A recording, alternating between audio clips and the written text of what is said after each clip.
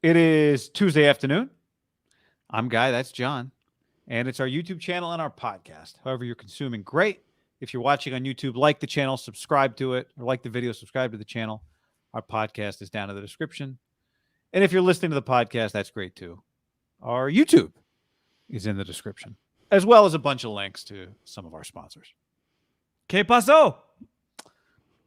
Who you buying a Tito's for today, John? We're brought to you by Tito's Handmade Vodka. Who are you giving a glass of Tito's to?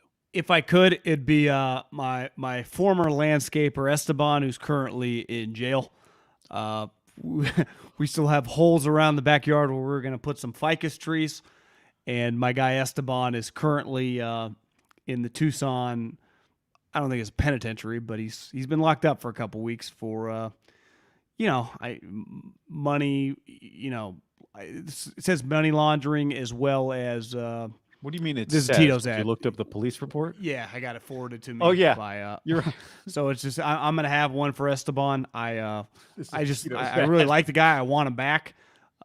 We have unfinished business. He doesn't owe me any money or anything. It breaks my heart. So I'm gonna do a cheers for my guy Esteban. Free Esteban. Wow. Tito's Handmade Vodka. Not getting what they paid for. No, they are. I mean, it's just the number one vodka, and we cheers to, the good times and the bad. That's the best part about the booze industry. They're there for you no matter what.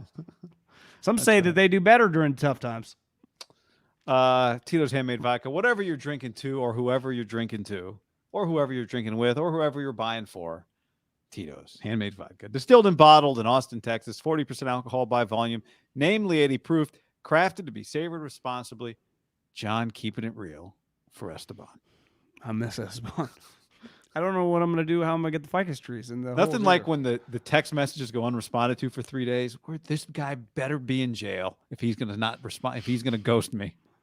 And then you find out he's in jail. You call the phone and it's off.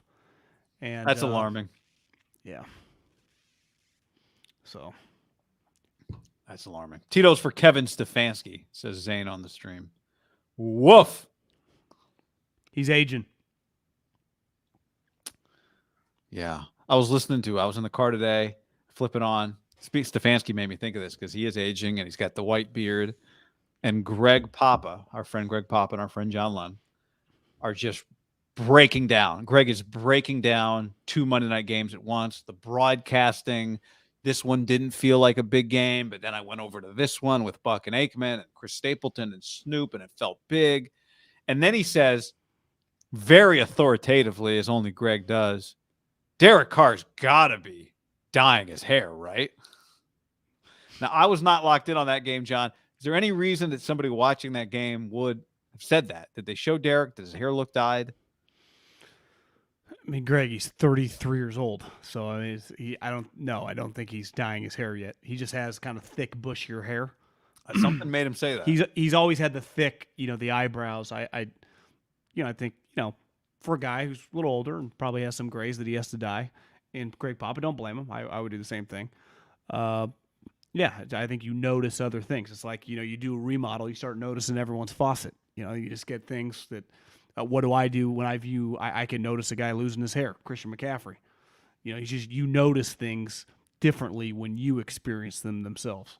I think I'll give Derek the benefit of the doubt. He's not at the point dyeing his hair yet. His brother, I think we could do a breakdown. Maybe, what's Dave now?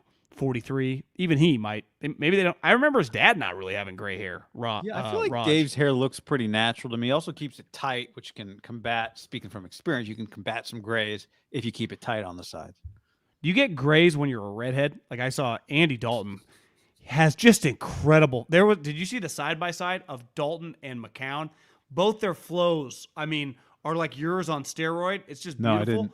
And they're standing right next to each other. McCown's the quarterback coach for the Carolina. Right. Dalton's the backup quarterback. And they're both just the flow's going.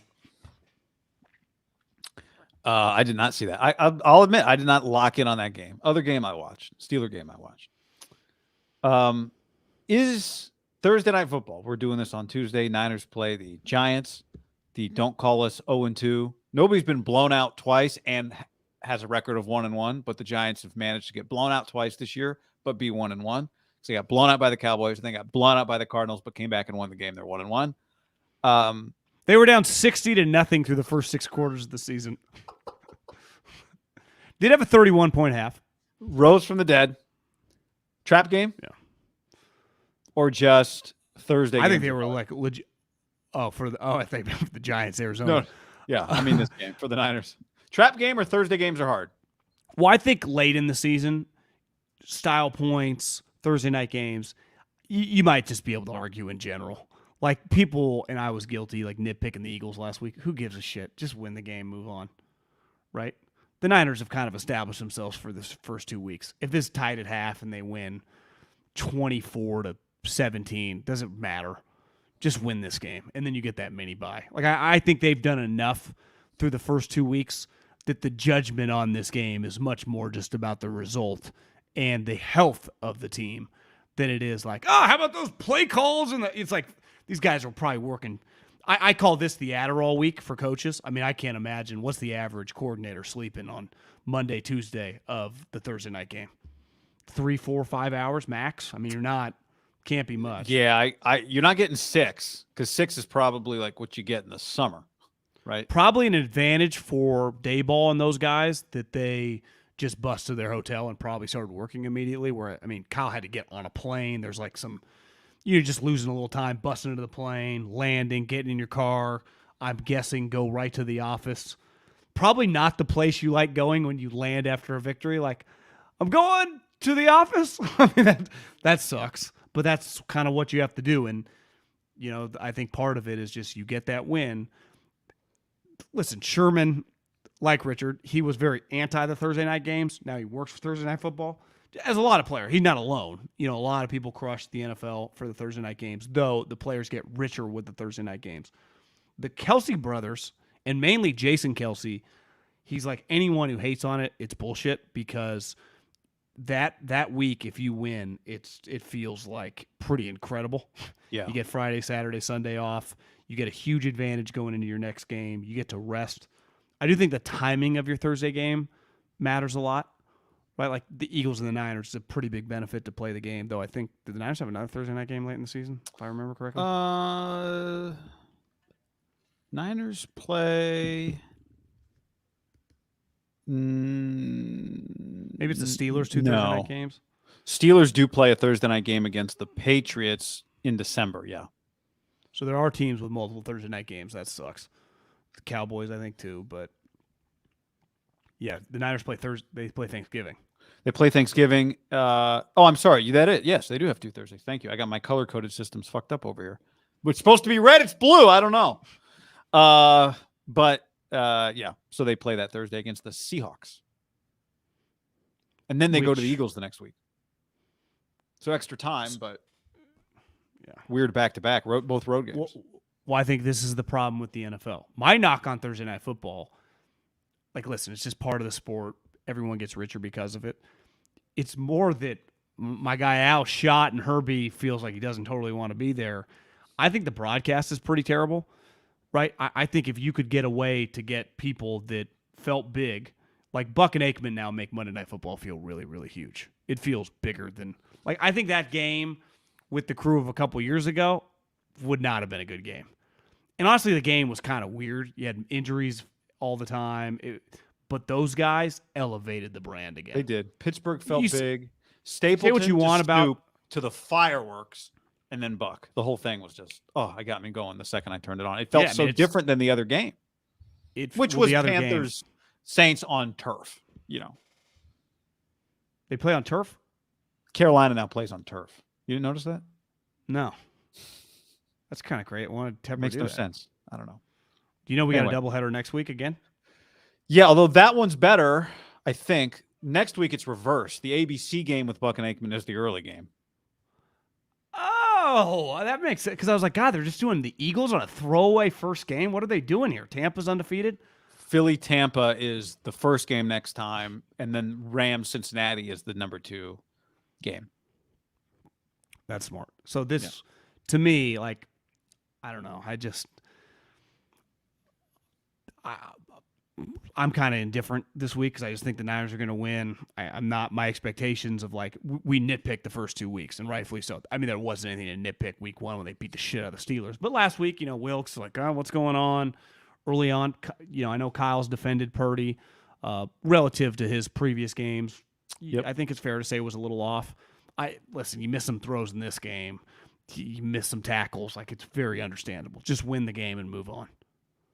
Yeah, I'm with you. To me, it's not trap game. It's just turning around to play a football game right after you just played a football game with basically no off days, right? Which is essentially what it is pretty crazy. Like today for the Niners, Tuesday is Friday, and that's pretty nuts. The thing that I watched Bosa's post game on Sunday, and they asked him, how you feeling? And he said, I think I got better from the first game. And he said, but I need to get better again this week. And then he said, but it's going to be hard because we play on Thursday. And I thought it was a really big piece of insight into Bosa of like how specifically he practices every week, how he does get himself better every week. There are things he's working on every week. And he basically said this week, you don't really have that much time to get ready. So you can't get. Well, let's face it about him specifically. Like, he's in the category of Parsons, of TJ. Those guys look remarkable, and he just doesn't, and which is understandable. He showed up fucking week one of the season, right? So TJ Watt we've watched him now 2 weeks in a row. It's just been unbelievable. I would say TJ Watt and Micah Parsons look shot out of a rocket every single play. And Nick feels like he's feeling his way out, and he admitted as such, like, I'm getting my football legs under me, which as long as you win, it's not a problem. That's right. If they were 1-1, the contract would be, they'd be all parties would be to blame potentially for the fact that they were 1-1.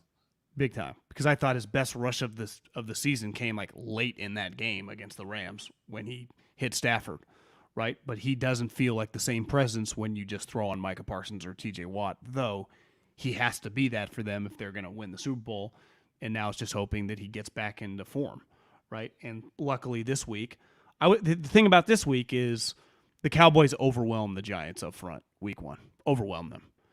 And the Niners, in theory, should be able to do the same, right? Starting with Nick, Hargrave, all the other rotational guys. Kinlaw's been making some plays. Eric Armstead should be a big moment, for that unit, which I would say over the Kyle Shanahan era, when the 49ers have overwhelmed an offensive line, they have demoralized people on national TV for sure when they've played these primetime games. And a lot of them have had the Rams that stick out to me where they just overwhelm the line. This is a little different week because you are playing a running quarterback. Right? Daniel Jones is a running he's quarterback. A good athlete. He's a zone read quarterback. And that's not always been, through several coordinators, the strength of this defense. And they have not played zone read quarterbacks the first 2 weeks. They've played pocket quarterbacks the first 2 weeks. And they really don't have any time to prepare. They don't have much time to prepare for Daniel Jones, who is a running quarterback. I do think that makes this week a little unique. I know we don't look at the Giants like they're anything special. Brian Daboll said today that Saquon, he's not willing to rule him out yet. But your boy Jordan Renan, I'm reading a tweet here, said, have heard this every time Saquon has hurt his ankle, that he's a magic healer. Here's what I'm saying. Fool me once, shame on you. Fool me twice, shame on me. Fool me 3 times, shame on all of us. Barkley is human. He struggled each time he's come back. So maybe Daboll's just trying to throw a wrench in the Niners' preparation, but he's not ruling him out. And Jordan's saying, hey, guys, I cover this team. Please. Well, you know who their backup running back is? Don't tell me. Former Niner. Matt Breida? Yeah. Like, to me, Matt Breida has at most 35 yards in his bag against the 49ers over 4 quarters. Like that, I'm sorry. Saquon and Daniel Jones could, like, Thursday Night Football, put the Niners in some weird spots. Maybe they get 14 points off some, over the course of a game off some weird plays. Just zone read, swing pass to Saquon, whatever. I think him being out is a really big deal. Like, listen, you can nitpick running backs, paying them or whatever. Saquon is a very, very electric player, and the drop-off to Matt Breida against this defense, like, he ain't the matchup. Like, that's not the guy. Now, they unleashed when they were just getting mollywopped, and it felt like is this Giants team headed for a 5-win season or something? They're going to get blown out by Arizona and then be what's the spread going to be if they lose this game 30-0, right? Are they going to be like a 12-point underdog?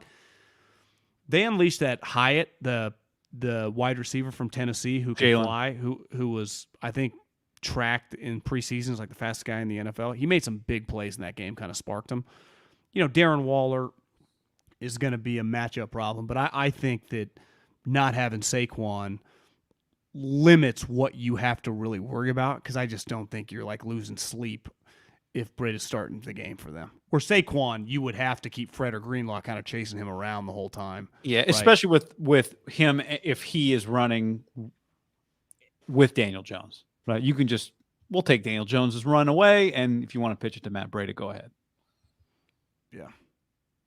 The other thing is, one thing that can beat the 49ers, Pickett could not, Stafford was, is like clearly, guys, if you can just sling it around, that's not really DJ's deal. Quarterbacking, no.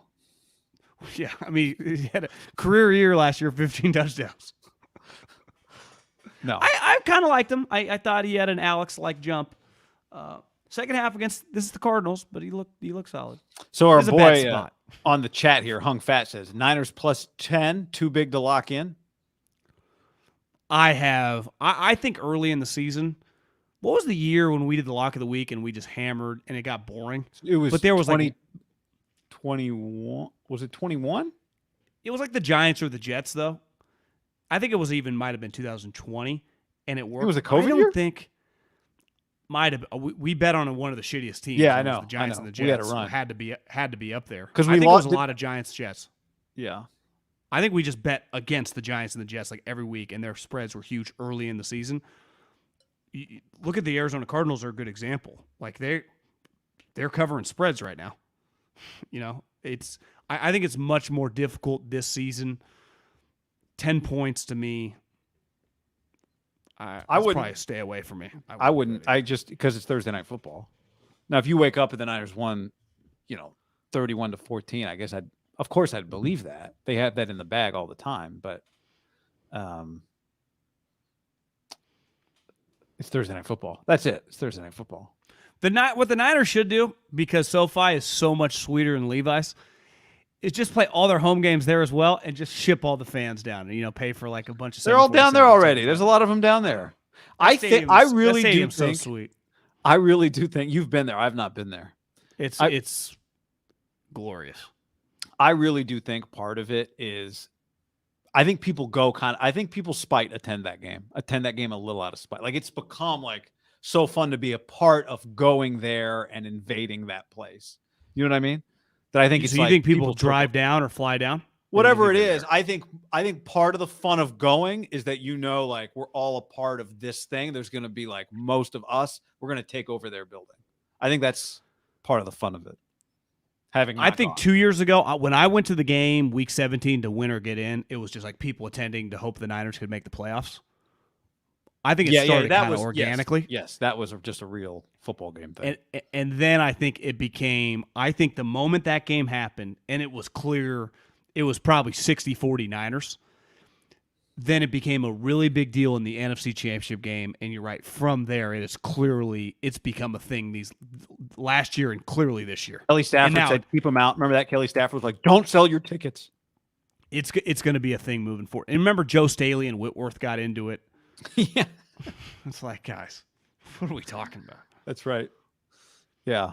So, I was going to show you this. This was Kyle Shanahan. Kyle Shanahan asked this question on Monday. I noticed Elijah Mitchell didn't get off the sideline. He did not play. What's your feeling of your usage of the running backs?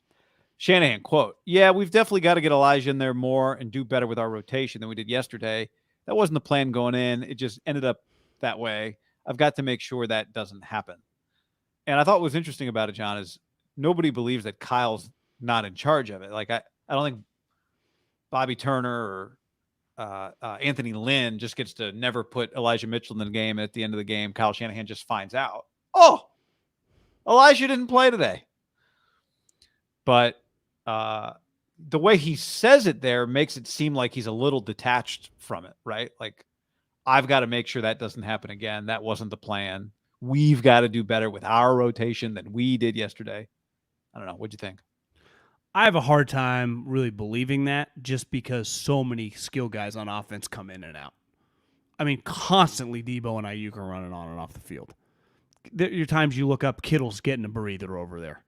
And this guy never comes off the field. Ever.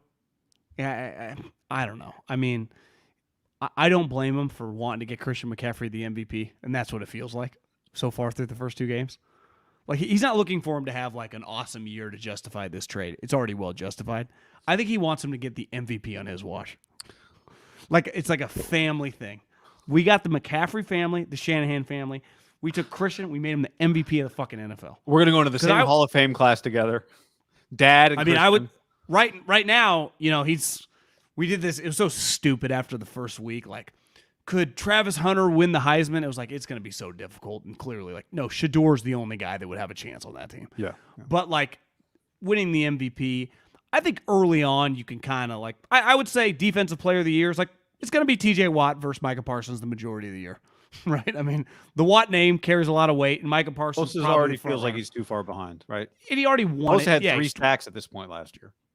Yeah, it's too far behind. Defending champ, so you usually got to upgrade, right? So if you're a 16, 17 sack guy, you got to almost do better. And if Micah Parsons is having his career year, or TJ Watt, like, this is the year he finally gets his respect. But I do think McCaffrey would be the lone position guy. Maybe Tyreek if he had like 130, like Cooper Kupp's year a couple years ago. But even that feels very, very difficult. You could argue that McCaffrey, it's like basically impossible. Games in Miami, right? Maybe. But Tua's numbers would be remarkable. They would, but I don't think people wouldn't be prepared emotionally to give Tua the MVP. It feels like it's already starting, though. You think is Tua for MVP is starting? Well, I mean, he's got like 900 yards passing through. No, I know. I'm just asking, like, you're hearing people talk about it? I mean, I just think it's going to get talked about because McDaniel would, I mean, they would clean up awards, right? If Miami were to be the number 1 seed, he would be the lock coach of the year, right? Yeah. I mean, they're not going to give it to McCarthy. Eagles, Niners, Cowboys, everyone thinks is going to be good. So one of those teams will have the 1 seed, and it'll just be they did what they were supposed to do. Yeah, if any one of those 3 teams and the Miami Dolphins have basically the same record and they're the number 1 seed, I think McDaniel's getting it. I agree. Yeah. And plus, he gets credit for just resurrecting Tua's career, right? That's part of it. Yeah, I mean, listen, Tua's got his stats aren't as crazy. At that first game, he threw for 400 yards. Last week, Bill kind of neutralized him a little. He's 4-2, and I think Lamar's going to be in there. But McCaffrey's in the mix. 4 touchdowns, 2 picks. Like, he already has a couple. That's what Tua is? Yeah. Oh, from the highlights, I thought he had 9 touchdowns already. Yeah, it's the yards. I really did. If you had asked me how many touchdowns, I would have said 9. Well, part of it is, Hill, Waddle doesn't even have a touchdown. Hill's got a couple, but Mostert has 3 rushing touchdowns. So some of their, they have 3 rushing touchdowns from Raheem. So, I mean, I'd say McCaffrey early on feels like a candidate. Kyle knows it. The team knows it. He's one of the best players in the league. He's, probably currently the best offensive player on the Niners. Though I think Debo can, on any given week, can be the best. He can dominate. I get a lot of texts during the game. Like, do they even, like, why are they going to look at Kittle? Like, what's Kittle doing? Well, John, I looked at it this morning. I think McCaffrey has, I got to double check it, but it's like 70% of their carries. And Aiyuk and Debo have, probably almost 70% of their catches or their targets. Jennings has 4 targets. Like, the one thing, and I wonder if this is the week, Kyle has really overused his stars. Not overused, but he has just really targeted his stars. If Aiyuk doesn't play, or we'll see what Aiyuk probably will try to play or want to play, maybe this is a week where maybe Jennings gets some of the targets. Maybe Juice gets a couple. We are due for a Juice is going to be open by 30 yards sometime soon, and Purdy better hit him because Kyle just spent 2 or 3 weeks setting up that throw. Yeah. But maybe it's a week where Mitchell gets 9 carries and Juwan Jennings gets 6 catches and Juice has a couple touches, and maybe Ronnie Bell gets a target. But it's not really generally how this offense works. I mean, you remember you and I talked about this a month or two ago. Ray last year, who felt like he was a big part of the offense, had like 14 catches. I mean, it is a very top-heavy offense from a distribution standpoint, always. I would expect if Aiyuk is physically able to play and the pain's there, he's going to play. Like this is not the National Basketball Association. When guys are healthy to play, they play. It's really that simple. And I don't know if you've seen the new rules. Adam Silver's trying to rein that one in. Good luck, buddy. Yeah, how are they going to pull that off? The players want to play. Find the teams. Find the teams. Okay. You think the players give a fuck? Because they don't. Well, in football, the only reason Nick Chubb won't play this week is because his leg snapped. If he was banged up, he'd play. And everyone plays. And I saw some people in the chat, and people are going to like, should they just rest Aiyuk? Well, yeah, in theory, it makes a lot of sense. That's just not the way football works. And Aiyuk, it starts with, like, he's playing for big money. He's like, I can get open on these guys with ease. Now, I don't know the pain tolerance, right, how bad it really is. Clearly, it's not an ideal situation. He looked like he was in pain. Yeah. So it's one of those things that it's not going to go away. He's going to play all season with a messed up shoulder. Yeah, I mean, you see Burrow's got a case like he aggravated his calf the other day. Back to Aiyuk, though, I do think Aiyuk's already pretty well established himself. Like, if the Niners aren't going to want him big picture for a lot of money, his market's pretty strong, and I do think the 49ers get a first-round pick for the guy. I'm not advocating that. I'm just saying, like, there's going to come to – the rubber's going to meet the road at the end of the season. They're going to have to make a decision. His value is really high, even if this shoulder he's not for a couple weeks, whatever. Like, it's clear he's a dominant young player. Yeah, I mean, I hear what you're saying, and you're right. I'm not disagreeing. That is how the NFL works. I think they should seriously consider it. And part of this is we don't have the medical. The doc might say, play or not, this thing's going to just give it 3 weeks, and he'll be feeling better soon. But especially on a short week, the idea of resting him is I think a good one. I'd be stunned if we look up on Thursday and Aiyuk's in a hoodie. I'm with you. I don't see it. Yeah, I don't see it either. Purdy ranked number 1 in QBR currently, says Mike. I saw someone say that everyone shit on Russell Wilson. His QBR is really. I don't even know what that means. Like, it's ESPN needed a stat, I think. Yeah. I mean, Patrick Mahomes. He's like, Patrick Mahomes' QBR is way worse than Russell Wilson. It's like, yeah. I don't know. I generally, with these stats, like you look up at them, and the best players end up at the top of any stat that you can manipulate, right? It's like, I don't know about PFF grades. Then you look at it's like Micah, Bosa, TJ Watt. Like, oh, okay, whatever. Yeah. We're not breaking new ground here. So maybe you can trust it a little bit. So, yeah, it's been 2 games. Like, it's not college football. You're not playing FCS opponents, but it's been 2 games. So from a statistical standpoint, it's just a lot of this stuff doesn't quite matter yet. One thing will be interesting for the Niners is, like, when Seattle lost week 1 and then they were playing the Rams, they were playing the Lions the next week. I'm like, God, are they going to start 0-2? And now all of a sudden they win that Lions game. They play the Panthers. Yeah. So it's like they're going to be 2-1. Right. The Rams play the Bengals this week. Burrow's probably injured. Yeah, I mean, Burrow is injured. He might play, but he's hurt. He aggravated his calf, John. Schefter dropped one of those, like, it's possible to imagine him not playing this. Like, he knows. Like, this guy's probably not playing. I think the line dropped by, like, 4 points. The Bengals a week ago were huge favorites against the Rams. I got the Rams winning that game if Burrow ain't playing, right, with McVay and Stafford and Puka operating the way they are. So all of a sudden you look up, Seattle and the Rams are 2-1, and I think we'd have to acknowledge, like, they're real teams. Like, especially in the NFC. Like, they're 9. If Stafford's going to be healthy like this with McVay and Seattle, who you just go back to week 1, Geno's numbers were worse than you watched him, he wasn't as bad as you thought he was once you watched the game. Like, they're a real team. And, like, those 2 teams are just, the Niners are better and should win the division by several points, but, like, they're just 2 teams that I could just see lingering. Like, if you're 6-1, they might be 5-2. It's like, they got obviously Super Bowl winning coaches, 2 of the highest paid coaches. Stafford's better than Geno, but and in theory, Seattle has a lot of talent. I guess my point on this is I just think we could look up and both teams could be like 4-2 in a couple weeks, and we all viewed Seattle's like a wild card team, but the Rams were going to be kind of like the Cardinals. That might not be the case. You look up and you've lost to the Cowboys, and all of a sudden you don't really have a lead in the division, right? Well, remember the one. Now, granted, Russell was the quarterback, but the 1 year in 19, they're In fucking 19. 8-0, and it's like they look back and Seattle's 7-1. All of a sudden you need Dan Buns to win you the game at the end of the year. Well, I do think my take on what you just said is that 2 weeks into the season, the NFC is not clearly the inferior conference the way we thought it would look initially, right? The way we thought it would look was, and you thought the Lions were going to be good. I didn't think they'd be anything special. Clearly, Jordan Love, I shouldn't say clearly. So far, Jordan Love looks like he's capable. The Packers, they're 1-1. Like, it's just, meanwhile, you look up at the AFC and well, the Jets the Lions do have one of the best offenses in the league. Yeah, it's like they have a dominant offense. Whether I'm not ready to say you were right, I was wrong, but right now you are looking way more right than me on that one. But then you look at like the Jets are just not going to be a factor really in the AFC. The AFC South, I don't know what you think of the Jags. I think they're not really truly a factor. The Chargers are 0-2, and there's rumors about Jim Harbaugh.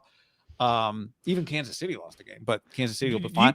Was that like a Reddit rumor or was that a real rumor? Because I clicked on it. It's one of those that I'm not sure. Do you know?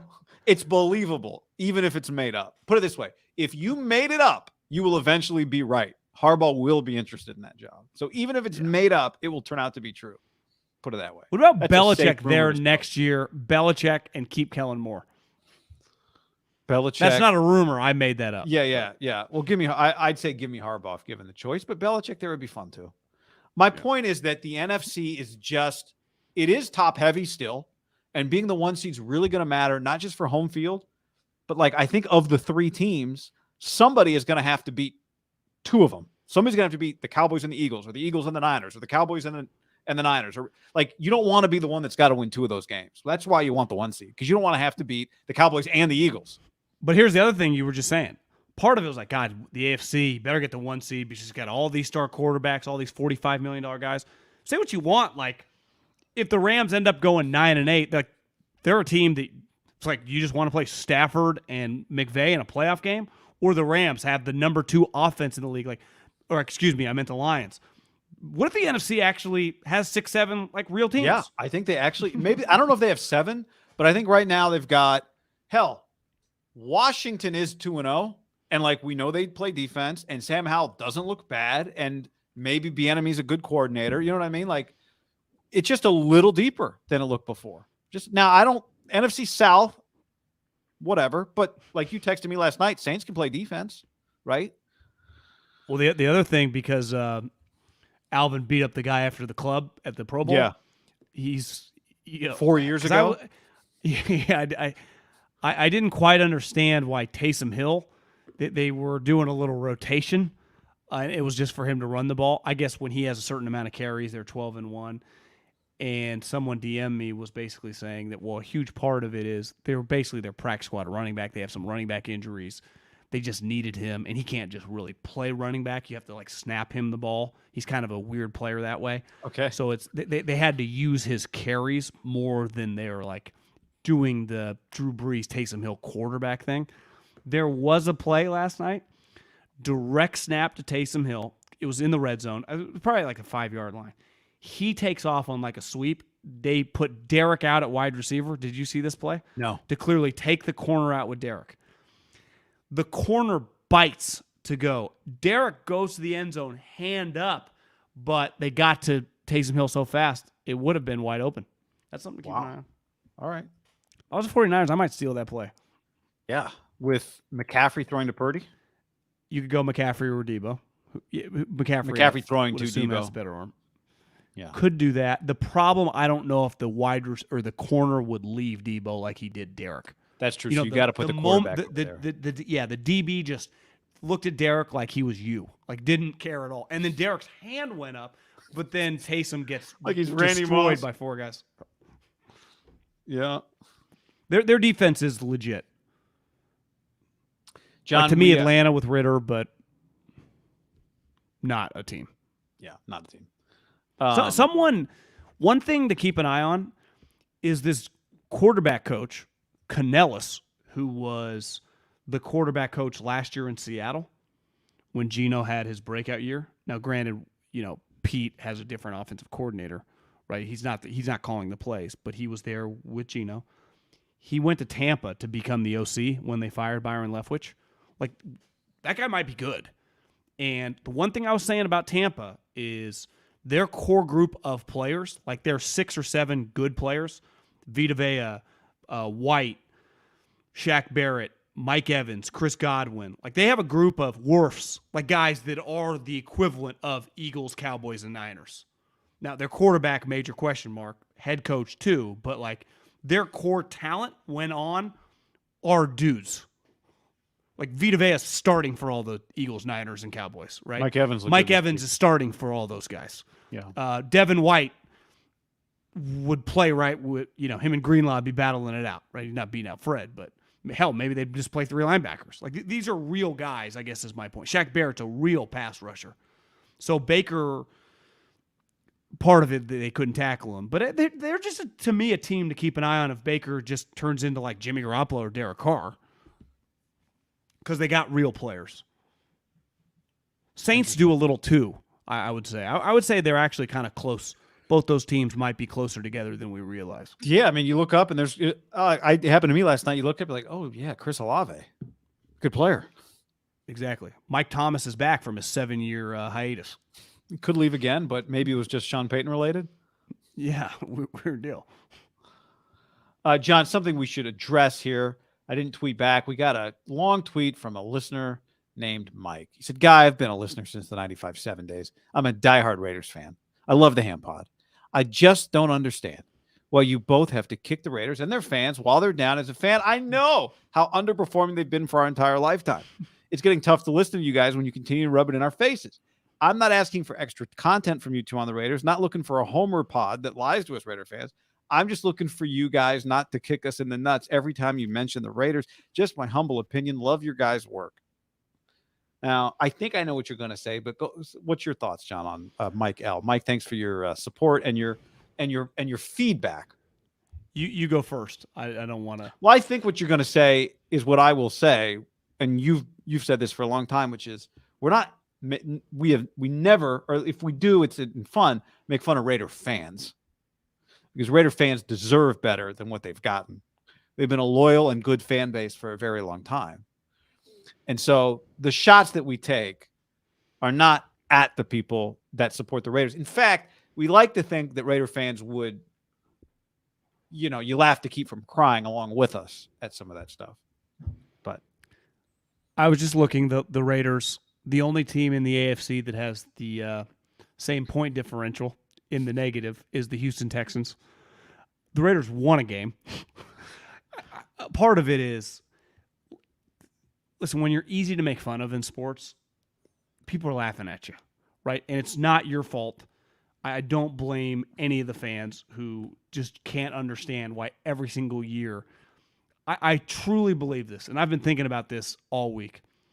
No team, and I think we mentioned this probably on Sunday, and I've texted a bunch of people this. The Raiders don't draft often like second. I don't even remember them drafting that high since Khalil Mack. They're always actually drafting like 9th, 14th, 13th. Yet I'd say 3 to 5 times a year, they are getting fucking destroyed like you would in college. Yet it's the NFL. You look up, you're like, it is 35-7. It is 24-0 at half. How do you constantly? It's crazy because you would think like, well, the Bears always getting blown up. They haven't won a game and they've lost 12 straight games. The Raiders will be like, oh, they're 8-9 this year, but their point differential will be right there with the teams drafting in top 3 or 4. I don't understand how defensively they constantly just get mollywopped. I mean, it's like, what is going on? People are like, God, has Josh Allen lost it? And then you look up, he's got like 4 touchdowns. He looks like Patrick Mahomes. Like, nope. And you're like, well, it's just the Raiders. I don't know. It's wild. Listen, the move, best thing they ever did. I was someone. Now we had a bias and agenda. We were part of an operation that had them, even though they didn't really rate, but we were close. I didn't want them to leave. I liked having 2 football teams, given what we were doing at the time. I'll never have argued. Like, obviously, and it definitely has aged that way. Playing in Oakland or playing in Vegas, you talk about a no-brainer. I mean, Oakland would be that area. All three teams have left. I mean, the baseball team technically hasn't, but potentially in like a 5-year span. And they all played within, Dan Marino throw of each other, and they all left that little area. And don't blame any of them for leaving. And obviously the Raiders, their valuation and all that stuff. Even though what I don't quite understand about the bragging of valuations, if you sell it for sure, it's very valuable to you. But like this isn't a home, right? Where if you buy a home for $1 million and it's worth $5 million, you can take a loan. Like what these teams aren't taking loans to pay their players or whatever.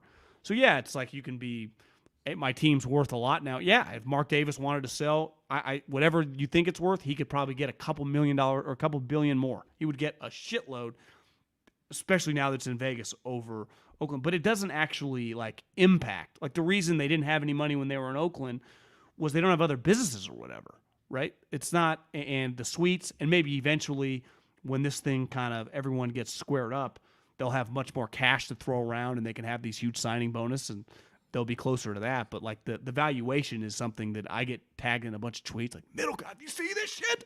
Like, well, what is that? So now they could have given Khalil Mack today. Like, I don't think it's that big of a difference yet. Over time, undeniable that it will be, but their operation has consistently been. I mean, last year they had a quarterback who'd been a 9-year starter for them, polarizing player, and I thought last night it wasn't his finest performance. He doesn't look like he's playing at a super high level right now in Derek. That he got sent home. Now, whether he wanted to go home, whether they sent him home, is up for debate. There have been several versions of it. But that literally happened. Derek Carr, 9-year starter, last 2 games, sitting at home. Like bizarre shit. Face of the franchise, not 9-year starter. Yeah, if bizarre shits happened to the 49ers, and it did when you and I were talking back with the Chip Kelly and Jed and Harbaugh and Tom Sula, they got utterly, everyone that had a pulse was taking a dump on them. Rightfully so. Feels like the Raiders just can't get out of, like, look at the Browns. You make a historic trade and give the biggest contract in NFL history to a guy who hadn't played in 2 years that said, I'm not coming to you guys. And then they basically said, what if we guarantee your entire contract?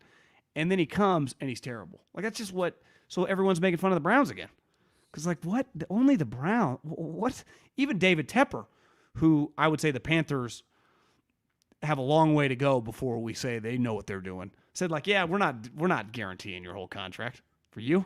You got like 25 women coming after you in the state of Texas. Like, let's pump the brakes here a little bit. So the Raiders are just constantly involved in these. I mean, always happens. And I don't make the stories. Like, John Gruden got fired on Monday Night Football, week 5. Antonio Brown came in a blimp with burned feet. Like, I can't make up the shit that happens to him. If they were just doing normal football, like, it's hard to make fun of the Steelers beside, like, their offensive coordinator sucks. Like, that's just normal football talk. But you can never be like, look at, Chase Claypool took a dump in Mike Tomlin's locker and put, like, signed Kenny Pickett on it. Like, that's the type, like, if that happened, everyone would make fun of the Steelers, right? And that's the same stuff that happens to the Raiders. Just keeps happening. It keeps happening. It's pretty crazy. It never stops. They've only had I don't know if this number sounds small, 3 top 5 picks in the last 13 years. It's crazy. One they just, in the past 8. They have a very, very famous player right now. The Niners, been to Super Bowl and NFC Championship games, have had more top 5 picks than the Raiders in that span.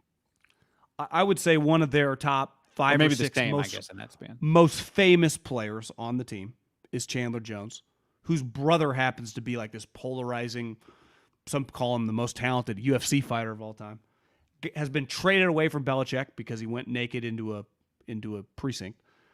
Currently went on a 2-week Twitter tirade when he wasn't allowed played. They told him to stay home. Like, that's currently happening. It was either yesterday or 2 days ago. He just tweeted, "My phone was hacked." I mean, it's just like we hadn't even mentioned that situation. This was a guy they gave a lot of money to, who was supposed to help. I don't know, their star pass rusher. You can't even make this stuff up. Can you imagine if the Niners had the equivalent conversation about this, which was the intent? Well, the Niners. If the Niners had signed Chandler Jones and he had been doing that, it would have been one of the bigger stories in the NFL, I feel like, don't you? We hadn't really even been talking about it. Without question. Feels like it's out of sight, out of mind. Yeah, so I'd argue Even, you're lucky. it feels like Jimmy's star has like severely diminished. Doesn't it feel that way, or am I being a hater? Feels like you have to look for Jimmy. You don't see Jimmy. Facts. But again, not trying to be a hater. Not trying to be a hater, and definitely not trying to kick fans when they're down. More, look, John was the Raiders pre and post game, or just post game host for 1 year or two. 2, I think. 2. I went to a lot of the same Raider games as John. I left after the fourth quarter, but I was there during the game. We spent a lot of time around the Raiders. Might have got fired year 2. Okay. Week 1. Covering the Raiders. Interviewed Latavius Murray on our last day on radio. Raiders they've been a part of our lives. So we appreciate the fans that have been loyal to the Raiders. No Raider fans, right? We grew up in Northern California. Like, you just around people who care about the Raiders. So at no point are we kicking Raiders fans. It's more a let's all laugh. We will join. We want to join you. If we could step into your world for a minute, make fun, go, oh my God, you guys, you don't deserve this. This is crazy. And then leave that world. That's kind of what we're doing. That's what Raider Guy does, at least. I swear on my life, I'm not making this up. Okay. When I turned on the Bills-Raider game and they scored on their first drive, I went into that game kind of rooting for the Raiders. I think, hey, starting 2-0, Jimmy with Devontae, Max Crosby, who I'm a big fan of, be kind of a cool story. And they went up 7-0. And then the game ended, and it was like you texted me like back-to-back plays. You're like, Adams quick screen, Adams touchdown. Like, you started doing play-by-play text message to me on the Raider game. Because they came out like, get to the Raider game now. Hurry up. Yeah, they came out hot. And then they turned into the Raiders and lost 38-10. Like 38-10 in the NFL. There's no way, like, oh, it's closer than it seemed. Or like, there are some like 24-10 games. Like, that thing was close. The Raiders playing all these games like, yeah, the thing was over by the second quarter. They play in all these games constantly. But they end up winning 8 games. It'd be one thing. It's like, God, they've just been the worst drafting team. That was always the thing with Al Davis. It's like, they pass on this guy. They pass on this guy. For the most part, it's like, oh, yeah, the Raiders drafted 14th. They drafted 12th. They don't even get the opportunity to take the sweep guys. But throughout the season, they get just embarrassed. But they also have some moments where it's like, are they really going to beat the Chiefs on Monday Night Football? And then the answer is no. And then they always have a game that makes you go like, you better respect us, right? Yeah. NorCal Dan, I'm 31, born and raised in San Mateo County, grew up in Folsom, live in Roseville my whole life, have made fun of the Raiders. I call them the Chokeland Raiders. So I feel like you're doing it out of hate. We're doing it out of love, NorCal Dan. Yeah. John. Listen, whoever, Jerry, the league, was behind the move, it's one of the truly great moves in, I would say, sporting history, financially. It really is. And I know people listening to this, a lot of them obviously live in Northern California. It hurt, and I understand. Like, I know a lot of those people. But it can't be argued that financially for the franchise, big picture, because the Davis family is not going to own this thing forever. Yeah. Last I checked, Mark does not have children. So, like, when this, like, it'll be owned by another family one day, it'll have huge benefits. What if you just found out suddenly, like, no, this is Mark Davis's 28-year-old son, and he's stepping into a management role. Real quick, because we could argue whether the A's can survive or not in Oakland. The Raiders could not. There is no. The Niners are the fucking Yankees. Well, I mean, the Khalil Mack situation is a great example too, right? Like, they had to get rid of Khalil Mack. They couldn't afford to pay him to keep him. Did you see the story that went kind of viral, I think, last week? He told Chris Long that the Niners were going to trade for him. They were number one. The Niners had the better offer, is what he said. I do support Mark Davis. Under no circumstances could they have traded him to the 49ers, correct? I agree. Because it would have been like, we got a 1. It would be like pick 29. But like their offer would have to be $3, better than the other offer that was $1 for me. Maybe more. Entertain. Maybe more. Can you imagine if that story had broken, he got traded to the 49ers? No. Unacceptable. Yeah. Jack Hammer, who covers the 49ers, wrote, according to source, Brandon Aiyuk had a CT scan yesterday. It revealed no break in the clavicle area. His ability to play Thursday night will all be about pain tolerance. So, well, clearly, if the CT scan would have revealed that he broke his clavicle, it would have been reported that he would have been out for, a substantial amount of time in the season, right? If he had broken his clavicle. And the other thing is he wouldn't have been able to, on that first catch, had a bone had broken, he wouldn't have been able to keep playing. We've seen a lot of players break their clavicle. You're coming out of the game. That's clearly a painful injury, regardless of what position you play. So they got, I guess you could say they got lucky there. But to me, it was pretty clear he didn't have a broken clavicle, because when broken clavicles happen, the guy leaves the game and leaves the season for a while. Yeah, the follow-up here. Yeah, the follow-up here from Roto is the prevailing wisdom is that if it's not a break, he most likely is dealing with an AC sprain. So, which I think is what we assumed it was, right? Sprained shoulder. Yeah. Doesn't sound very fun. No. All right. On that note, that's it. Did we get everybody? Oh, no, we had. Hold on, real quick. Gammon gave us $2 to say, what helmets are in your background? Do they fit? This is a shut. Tito's. That's a 3-and-out Rydell. It's pretty tight. Yeah, I think this one.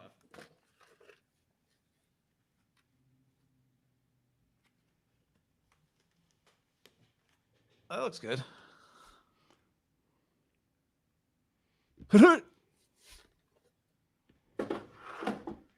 And Iceman gave us $2 to say, SoFi seems to pump in noise for Rams fans. Somebody told me, I got a DM from somebody that said they were at the game and that they thought there was fake noise in there.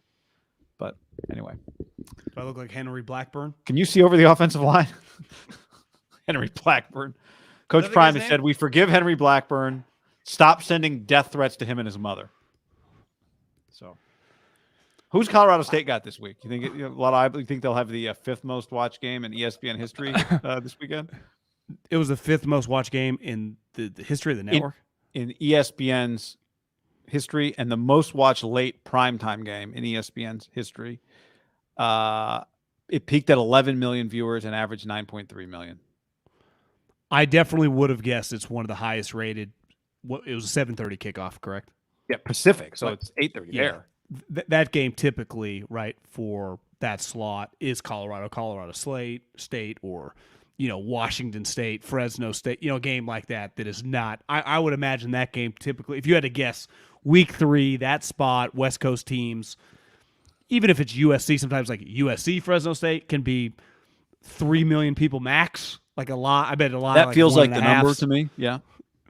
Yeah. Depending on the brand. Like if you tell me if it's Boise State, San Diego State, which I guess, the Mountain, but you know what I mean, like Oregon State, Boise State or something. Right. They might have gotten some 1.8. Like clearly this story, I mean, it's just Dion and the talking. Like why do you think it's grown so much? The winning? Well, I think the perfect storm. I think this one was a boxing match level hype. It was like the way boxing used to be. It was Jay Norvell says you take off your hat and your sunglasses when you talk to adults. And then it wasn't like Dion clapped back. It was then McAfee shows up on campus and The Rock comes on the show with Stephen A. Smith. And they're like, this is insane. Here we go. Like it was as much hype as you could possibly build into a game.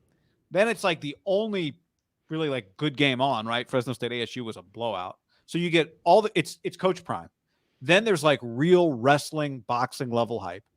Then you've got all this build up. Big Noon and College Game Day are there, and The Rock is there, and like every famous person is there. Then didn't Lil Wayne lead him out the tunnel? Lil Wayne. Did you see them come out the tunnel? See him come out the tunnel with Ralphie. Lil Wayne let him out. I didn't catch it. Not with Ralphie, but like the team. Lil Wayne had a mic, and I think was rapping like a boxer would or UFC guy come out of, to the ring. Here's my question.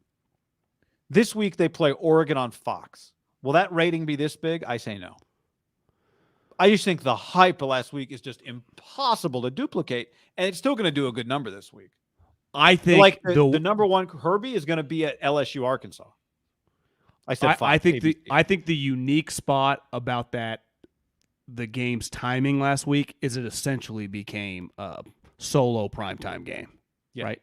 Yep. Not primetime. It was later on the West Coast, but those people are used to late nights. People were up where, like, for example, this week, because Oregon, Colorado is huge. If I told you that was kicking off at 7:30, I don't know if it would get maybe 9.5, just because the boxing lead up, it's clearly been pretty quiet for the first 48 hours of this week, and I would expect a lot of these Pac-12 games to be like that. But there are other games going on during that period of time. Like Ole Miss is playing Alabama. UCLA's playing Utah. So just other people that like watching college football might be watching their other team. What time does Notre Dame kick off against Ohio State? Is that a night game or is that a day game? I don't know. Let's see. It's 4:30, so that doesn't carry over. But like, there are just other games. To me, when you play at 12 or you play at 4 or even at 9, you're going up against a lot of other inventory. If you do get the 7:30 spot, like if I told you the following week, instead of the 9 a.m. kickoff, which will do a huge rating on Fox, but I put USC Colorado at 7:30, Caleb Shador, I think that would get it a fucking enormous number. Yeah. I think this might be the biggest number they get just because of everything you just described and the buildup of last week. SC is going to be big noon. This week, they're on ABC up against Utah, UCLA on Fox. Good game. Alabama, Ole Miss on CBS. Did you see what Lane said this week? Well, he kind of pulled a Dion, he's, in like an SEC way. That they just secretly made a coordinator change that we noticed on film? Like Saban is saying, this guy's our coordinator, and Lane just Lane's like, oh, I didn't know I was saying anything. I just was saying what I saw. Like, I just think the other guy's the coordinator. I think Nick's lying to all you guys. I didn't mean anything by it. Basically, is what happened. I think the USC Colorado game will do bigger numbers than this. You could argue USC's. You think it's going to do like 10 million or something like that? Well, I'm just looking. The 9 a.m. slot next week is a lot of like Akron Buffaloes, Clemson, Syracuse, Utah State, UConn's. Like, there's not as many like Alabama, Ole Miss. Just a lot of people in the South are going to be watching that thing. Where that guy that loves college football was probably watching some of Prime Saturday night, right? So 9 o'clock the following weekend, which there's nothing close. ABC has Clemson, Syracuse. Yeah, I mean, that's it. I don't love it just because I remember, if you go to the ESPN page, on the tickets, like go as low as a lot of like 18s, even for cool games like Texas A&M, Arkansas, it's like $85, $15, $9. Colorado USC is almost $400. Cheapest ticket to get in, $400. I don't see anything else. Georgia at Auburn, for example, right? I mean, that's big game in the South. $145. I'll tell you what, man. If there's nothing even over 100. LSU at Ole Miss, 112. If I was a college student, 10 a.m. kicks for my school, I would love. I know you got to get up early after Friday, but you're just groggy. You roll out of bed, 9th, go to the stadium, and then you got all day. If you like to tailgate, different story, but 1 o'clock's ideal. Don't get me wrong. Yeah, I think 10's pushing it just because of like. It's pushing it for me at home on television. Yeah, it kind of sucks. Just because I'm SC agreed to it. I'm talking from a pure football standpoint. I think you'd have an opportunity. I'm not saying the game still might be incredible, but if I told you that game was at 4, there are no excuses for being groggy or it's a weird. Yeah. What do you mean SC agreed to it? If you're SC, you're trying to win a national championship. They had to agree to that time slot? Yeah, SC had to agree to the time slot. Why is that?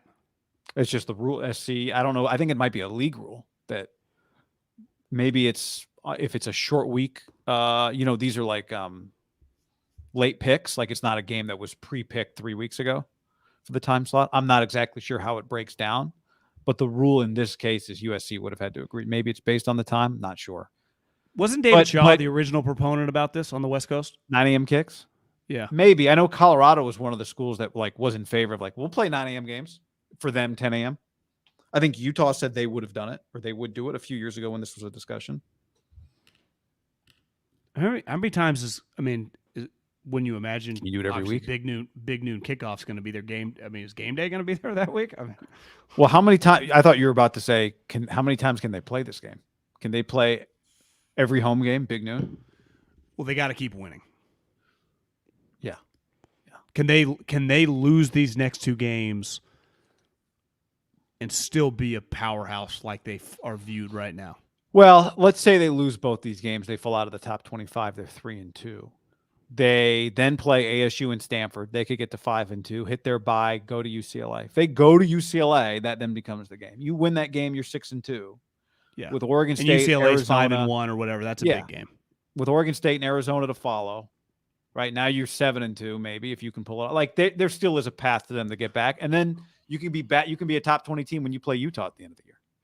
I think they could have a enormous week and lose to Oregon if it's 24-24 going into the fourth. 100%. Yeah, but I think if it's you're right. How it looks, is it 33-7 at half or something for 2 weeks in a row? Does SC do the same thing? To me, you lose one of these games close and you get your ass beat in the other one. You're still a story.